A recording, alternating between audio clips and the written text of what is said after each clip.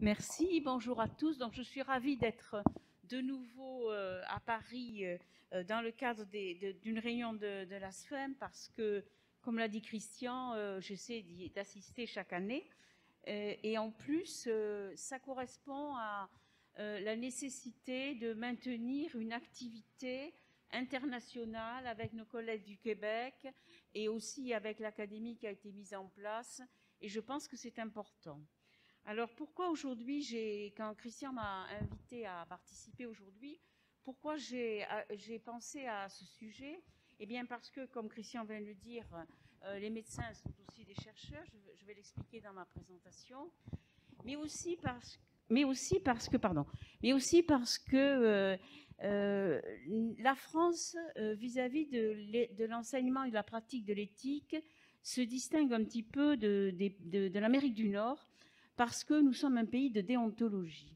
Et je crois que ce côté un peu ringard de la déontologie me surprend toujours parce que, bien entendu, c'est le fondement de l'exercice médical et de l'exercice de certaines professions, mais aussi il a fallu que certains professionnels qui n'avaient pas d'ordre ont demandé à créer des ordres alors que ces ordres étaient excessivement critiqués. Donc si je suis revenue vers la question de la déontologie aujourd'hui, si je suis revenue dans cette situation de penser à la déontologie, c'est qu'en fait c'est un instrument qui est peut-être un petit peu méconnu, qui a été peut-être un peu oublié, et je pense que ça va être très utile. Alors j'espère que je vais faire marcher le système correctement.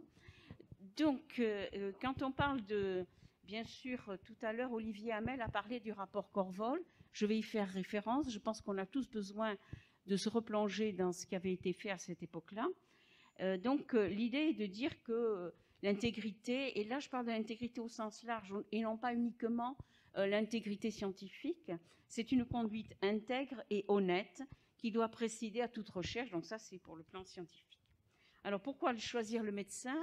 Eh bien parce que le médecin doit être intègre dans sa relation avec ses patients. Et on va voir, et je terminerai ma présentation en parlant de la crise sanitaire avec quelques situations qui n'étaient pas tout à fait cohérentes à ce moment-là, qui continuent d'ailleurs pour certains, mais aussi parce que les médecins dirigent ou participent à des travaux de recherche. Alors, dans le rôle de la déontologie, bien entendu, tous les professionnels de santé, tous les médecins prêtent le serment d'Hippocrate, et d'autre part, les autres professionnels de santé s'engagent à respecter ou leurs règles professionnelles ou leur déontologie pour ceux qui en ont. Et donc, que disait le serment d'Hippocrate? Au moment d'être admis à exercer la médecine, je promets et je jure d'être fidèle aux lois de l'honneur et de la probité. Je préserverai l'indépendance nécessaire à l'accomplissement de ma mission. Tout à l'heure, Christian, dans son introduction, a parlé du mot probité. C'est évident que ceux qui ont prononcé le serment d'Hippocrate se souviennent du mot probité, mais effectivement, c'est un mot qu'on utilise quand même assez peu. Mais en fait, c'est en partie, ce qui est englobé dans la probité, c'est l'honnêteté, donc on y reviendra plus loin. Alors, le code de déontologie, dans le code de déontologie, qui est en place depuis 1955, donc on a quand même une longue histoire de déontologie et toute une jurisprudence et toute une analyse des pratiques médicales. Plusieurs articles posent les règles pour une conduite intègre, non seulement dans la relation médecin-patient, mais aussi dans la relation entre le médecin expert, le médecin salarié, avec les liens de subordination, et ainsi que pour la recherche. Alors, je vais m'attacher à présenter trois situations qui portent atteinte à l'intégrité, les atteintes à la probité, les atteintes à l'indépendance et les atteintes à la loyauté, pour citer à chaque fois peut-être quelques exemples, pour expliquer qu'est-ce que ça veut dire, mais aussi où se situe la déontologie et qu'est-ce qui est prévu.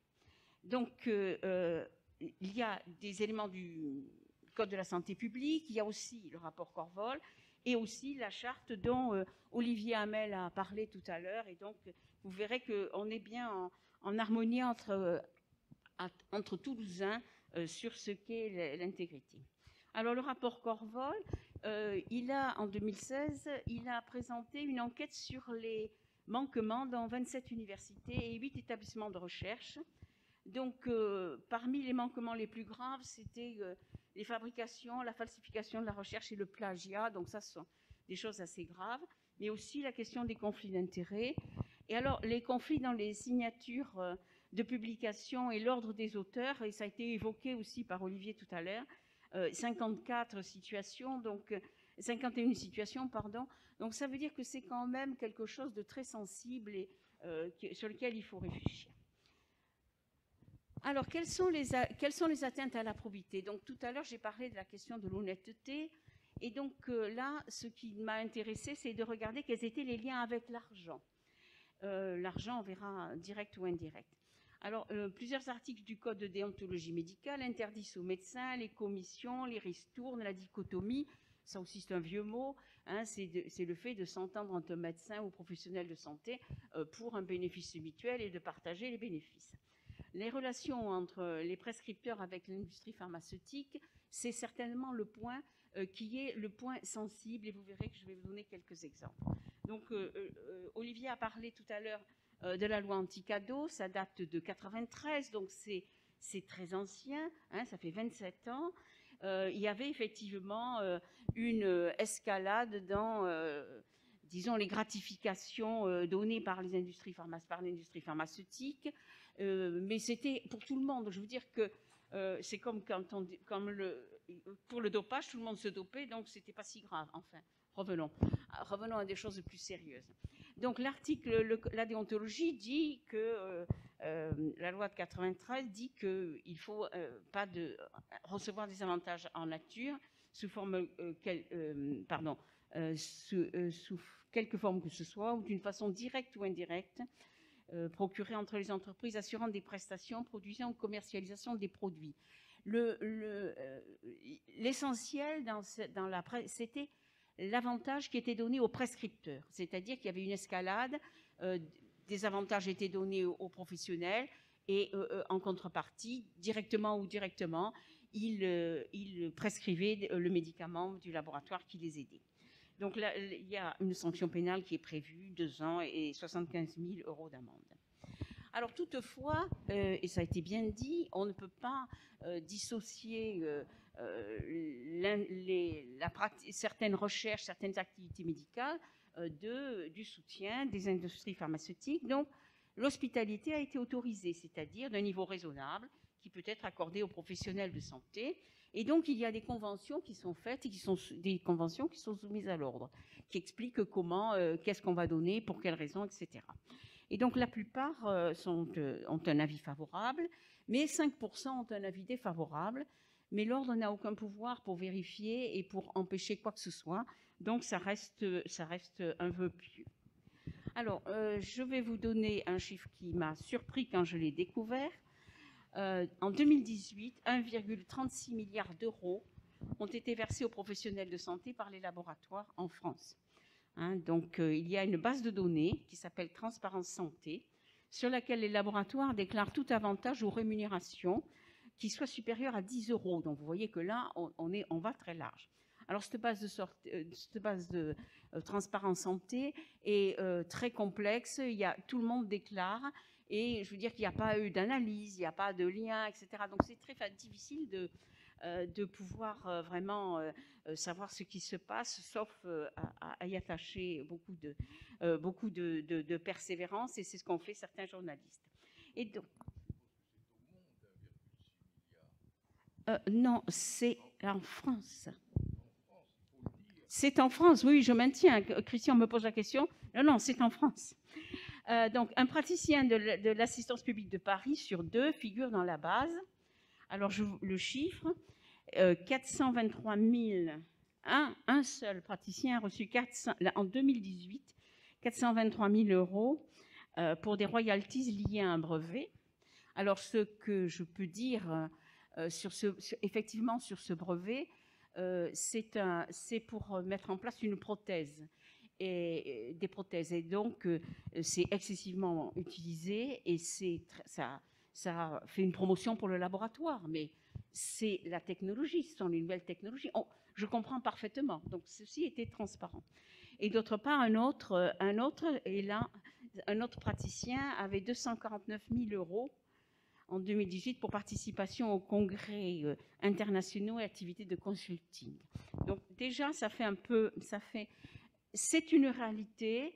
Il faut savoir que ça existe, et je crois que ça aussi, ce sont les éléments de discussion quand on parle de l'intégrité. Alors, si on regarde un petit peu, j'ai essayé d'expliquer dans ce tableau, dans les relations avec l'industrie, quels sont les avantages et où se situe l'avantage, le bénéfice, l'intérêt principal pour le médecin, pour l'industrie. Alors, l'intérêt principal pour le médecin, c'est de soigner le patient. En revanche, il y a quelques intérêts secondaires. La notoriété, et c'est pour ça que ce praticien-là est sollicité, on l'envoie dans certains endroits, etc., pour faire la promotion, et aussi certains avantages matériels, et en particulier le financement pour la recherche. Donc ça, c'est les intérêts secondaires. L'industrie, lui, son rôle, c'est de fournir un médicament efficace, donc ça, on est tous d'accord là-dessus, mais bien sûr, il y a la valorisation, il crée certaines fois des groupes d'experts pour valoriser des produits, et ensuite, il y a une grande compétition, le leadership sur le marché, pour majorer le chiffre d'affaires, etc. C'est ce qui s'est passé avec le brevet dont j'ai parlé tout à l'heure. Alors, c'est logique. Je crois que ça, on n'a pas à discuter sur cette situation. En revanche, les risques apparaissent quand les intérêts secondaires priment sur l'intérêt principal. Donc, je pense que c'est une question importante, mais ce n'est pas la question centrale, hein. Donc, un médecin doit annoncer ses liens d'intérêt lorsqu'il présente une communication dans une conférence. Je pense que ça, c'est passé dans les mœurs. Il faut le mettre aussi souvent dans les publications, etc. Donc, je pense que ça, c'est quelque chose d'important. C'est pas évident dans la salle. Ah bon?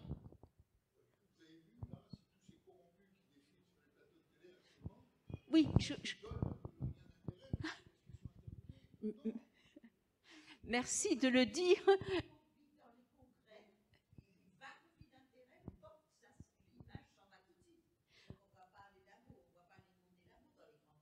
Non, on est d'accord, mais je vous rejoins parfaitement. J'en dirai un peu plus tout à l'heure, mais je crois effectivement que les choses ont quand même changé. Je ne veux pas dire que ça n'apparaît pas du tout, mais on nous le pose. On nous pose la question, dans certains cas, il faut le dire, tout dépend sur quoi on publie, mais effectivement, il y a de vraies questions sur le conflit d'intérêts. Alors, les atteintes à l'indépendance dans l'exercice médical. Alors, que dit le code de déontologie? Le médecin ne peut aliéner son indépendance professionnelle sous quelque forme que ce soit. Et il y a une liberté d'exercice qui est définie par l'article 162.2 du Code de la sécurité sociale. Alors, si on réfléchit à ces deux questions, le médecin a le droit, il ne peut aliéner son indépendance, donc il est libre d'exercer, il est libre d'organiser, il est libre de faire son travail. Mais tout à l'heure, Christian parlait de ce que disait Paul Ricoeur sur les limites. Mais effectivement, il y a des limites. C'est-à-dire que son indépendance, elle est possible jusqu'à une certaine limite et dans certains cas. Donc, on va le regarder, on va le voir tout à l'heure. Alors, cette liberté d'exercice, c'est ce que certains professionnels de santé, bon, j'y reviendrai, mais tant qu'à faire, je le dis maintenant, certains professionnels de santé considéraient pendant le Covid que, après tout, on pouvait donner un traitement, donner le traitement de son choix, le traitement qui nous paraît utile, hein, qui nous paraissait intéressant. En contrepartie, effectivement, on a la liberté, mais il ne faut pas que ce soit dangereux, et donc on y reviendra. Mais je pense que ça, c'est important. Alors, d'autre part, dans l'atteinte à l'indépendance, il y a une question dans l'exercice privé. Certains professionnels de santé qui exercent dans des cliniques privées, souvent, peut y avoir des questions de rentabilité. On peut leur dire qu'ils ne rapportent pas assez d'argent à la clinique, etc. etc. Donc, ça, c'est quelque chose qui est vérifié dans les contrats. Il ne peut pas y avoir d'incitation, mais entre ce qui est prévu et la pratique, il y a quelquefois des difficultés. Et d'autre part, quand on est quelqu'un de salarié, il peut y avoir un lien de subordination, je veux dire, même sans qu'il y ait de pression de subordination, même sans que les chefs de service exercent directement une pression, indirectement, il peut y avoir une espèce de déférence qui fait que, eh bien, on a une indépendance limitée. Alors, on réfléchit aussi à la question maintenant de l'indépendance et de l'intégrité dans la prise de décision, et en particulier pour les experts médicaux. Alors, ma spécialité de médecine légale m'a amené à parler des experts en justice, mais il y a des tas d'expertises vis-à-vis des compagnies d'assurance, d'autres choses pour la sécurité sociale, etc. Alors, le code de déontologie dit qu'un médecin ne peut accepter une mission d'expertise dans laquelle sont en jeu ses propres intérêts, ceux d'un de ses patients, d'un de ses proches, ou d'un de ses amis, ou d'un groupement qui fait appel à ses services. Et effectivement, c'est excessivement difficile parce que les gens n'annoncent pas, comme vous disiez, n'annoncent pas leur lien d'intérêt, et souvent, personne ne le sait s'il connaît son patient, etc. Et donc, c'est effectivement la conscience propre du professionnel qui fait que, oui ou non, il respectera cet article 105. Alors, il y a d'autres situations, les commissions administratives, par exemple l'Agence du médicament, la HAS, tout à l'heure, Olivier parlait de l'Agence de santé. Il y a un certain nombre de situations où, effectivement, il y a un pouvoir de décision qui est pris, une éthique de la décision qui doit être mise en œuvre. Effectivement, il faut une indépendance. Alors, dans ces commissions administratives, l'HAS, il y a eu des situations où, effectivement, les professionnels n'avaient pas déclaré leurs intérêts, et les décisions des commissions et surtout les recommandations thérapeutiques qui avaient été faites, on s'est aperçu que dans certains cas, notamment pour le diabète, il y avait des conflits d'intérêts avec les laboratoires, et donc les recommandations ont été annulées. Donc je pense que ça fait un peu son chemin, mais effectivement, il y a encore beaucoup à faire. Alors pour les CPP, pour les comités de protection des personnes, les membres sont tenus de déclarer leurs liens d'intérêt. Le président devrait connaître les liens d'intérêt quand les gens sont dans la salle, et en réunion, il devrait refuser de sortir quand il y a un lien d'intérêt. C'est fait ou pas fait, ça dépend des situations, ça dépend des comités, ça dépend des groupes.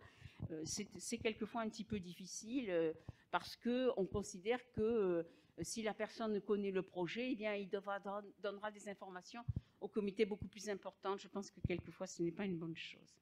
Alors, la question des évaluateurs, des projets, des carrières. Alors, je pense que là, la question de l'évaluation, on pourra en parler très, très longtemps parce que, effectivement, les évaluateurs peuvent très bien aider quelqu'un ou empêcher quelqu'un par rivalité, etc. Donc, je pense que les évaluateurs, et pour les carrières aussi, nous connaissons tous des problèmes liés au CNU, etc.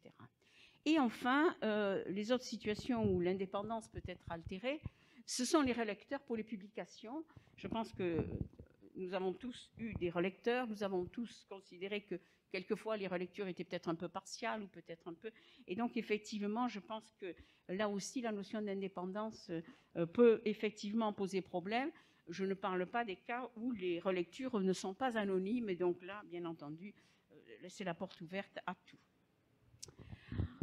Alors là aussi, quand il y a des situations de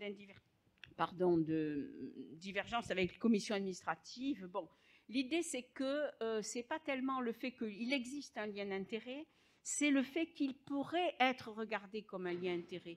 C'est-à-dire que quelquefois, ce n'est pas uniquement le fait qu'il y ait un lien, mais aussi on peut penser qu'il y a quelque chose qui ne va pas, alors que la personne pourrait être parfaitement interne. Alors, le troisième point, c'est l'atteinte à la loyauté. Alors, l'atteinte à la loyauté, transparence, droiture, honnêteté dans les relations avec les patients. Alors là, on va parler tout à fait des questions qui nous ont un petit peu sollicité, j'y reviendrai. C'est l'information sur un traitement insuffisamment éprouvé. Le code de déontologie dit que si le traitement n'est pas éprouvé, si on le dit devant des collègues, on doit le dire avec des réserves, et donc il faut annoncer avec des réserves si on n'est pas sûr, et on ne doit pas le dire à un public non médical. Donc que dire des gens qui ont diffusé, comme vous disiez, sur le plateau de télévision, sur leur blog, sur tout ça, des traitements insuffisamment éprouvés, sans les réserves. Je crois que le problème là, c'est pas tellement qu'ils aient diffusé, c'est le fait qu'ils n'aient pas pris les réserves nécessaires, et puis donc, pour le public. Alors, il y a entre l'information, le premier c'est l'article 14, mais aussi le traitement, c'est l'article 39 qui dit on ne peut pas proposer un traitement insuffisamment éprouvé. Et là aussi, on se rapproche du charlatanisme qui est interdit, donc c'est l'article 39 qui le dit. Et enfin, le point, à mon avis, le plus capital, c'est de faire courir un risque injustifié dans les traitements et les actes réalisés. C'est-à-dire que si on ne sait pas si ça marche ou si ça ne marche pas, si c'est dangereux ou pas, automatiquement, on fait courir un risque. On est dans une situation, on est dans une société du risque, et je pense que là, tout le monde peut comprendre qu'est-ce que ça veut dire. Alors, l'objectivité dans les recherches médicales. L'article 15 du Code de déontologie dit qu'il faut donner des conclusions objectives. Alors, bien entendu, on va se poser la question aussi, qui a été évoquée dans le rapport Corvol du début, du plagiat, des biais dans la méthodologie, de la falsification des résultats. Mais là, c'est tellement gros, tout le monde sait. C'est pas seulement, ces choses sont importantes, mais je crois qu'il ne faut pas insister trop là-dessus. Alors, pendant la crise sanitaire, donc dans la salle, on vient de me dire qu'on les voyait sur les plateaux de télévision. Alors, quel est le problème majeur? Alors, il y a d'abord l'histoire du danger dont j'ai parlé, faire courir un risque injustifié avec certains traitements. Mais d'autre part, ça prive aussi le patient d'autres traitements, et peut-être de traitements qui seraient plus adaptés, etc. Alors, diffuser une information, ça s'est fait, on a vu, et surtout, on a vu aussi les difficultés de conduire des recherches dans cette période-là, puisque on a vu les nombres de projets de recherche, on a vu effectivement qu'il a été nécessaire de tester des produits, et après, on a dit non, ça ne marche pas, mais ça a mis du temps. Et donc, on a vu aussi la controverse scientifique, et là, je reviens à ce qui a été dit sur les plateaux de télévision ou d'autres situations. C'est vrai que cette controverse, elle est à la fois riche et positive dans certains cas, mais elle a un peu été mal perçue par le public. Le public ne comprend pas. Et donc, je crois qu'on a vécu pendant cette crise sanitaire une confusion entre ce qui était le débat scientifique des professionnels et ce qui était le grand public. Et il y a vraiment eu un très grand passage de l'un à l'autre qui a été gênant et mal compris. Alors, pendant cette période, effectivement, les recherches ont été accélérées. On a eu une procédure accélérée devant les CPP, mais ce n'est pas pour autant que les comités de protection n'ont pas validé correctement les projets, analysé les projets. Je pense que là, il n'y a pas de critique à faire.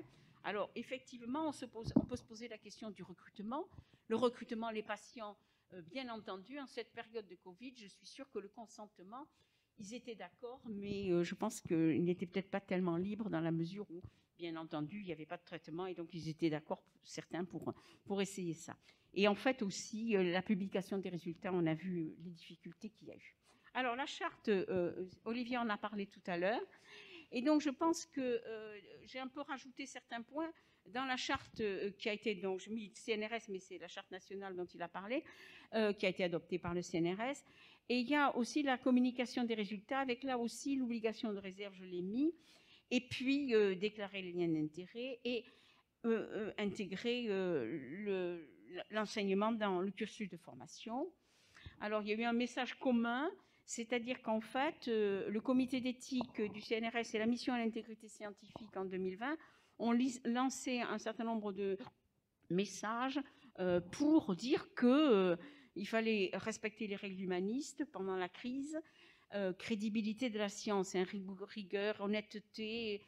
Je pense que ça, c'est important parce qu'il y a eu des doutes sur le conseil scientifique, ou ce qu'on disait, ou ce qu'on faisait. Donc, c'est un petit peu dommage. La communication avec le public, qui doit être sobre, prudente, didactique et précise. La réflexion éthique sur les traitements non validés. Et puis, collecter et partager toutes les données générées. Je pense que là aussi, dans la collecte des données, il y a beaucoup de choses. Et éviter les prises de sang. Donc, en conclusion, je pourrais dire que, bien entendu, j'ai balayé un petit peu qu'est-ce qu'il y avait comme lutte, prévention, sensibilisation.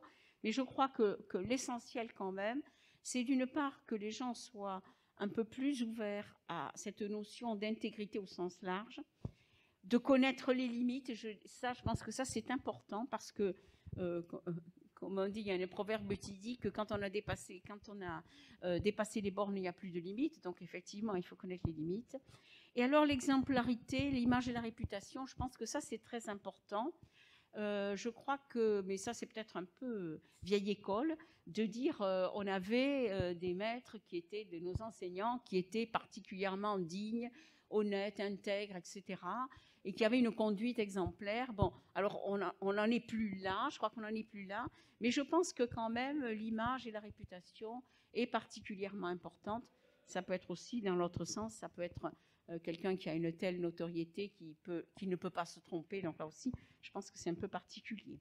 Et puis donc, je pense qu'on a vraiment besoin d'intégrité pour la confiance et on a vraiment besoin que les patients et que le public aient confiance dans les médecins et les scientifiques. Je vous remercie de votre attention.